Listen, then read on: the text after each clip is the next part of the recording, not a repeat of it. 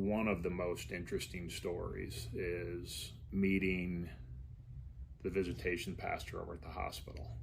Your older friend has cancer. You're going to visit them at the hospital, and then this elevator goes to that elevator, and it takes forever to get there.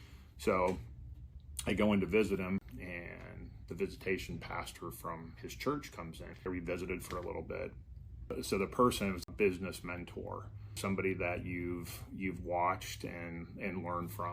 And the nurse comes in and says, "All right, it's time for you guys to go. We got to do a couple of tests." And so we get booted from the room. We say our goodbyes, and we're walking out. We're exiting the hospital. He goes into this moment where he says, I've been with people like him.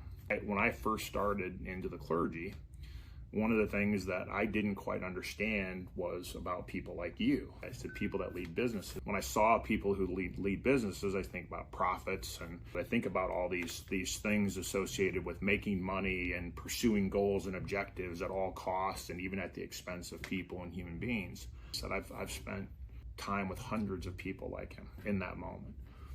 And he goes, and every time I do, not one person ever talks about profit, not one person ever talks about money, not one person ever talks about cars. Every single person talks about fractured relationship.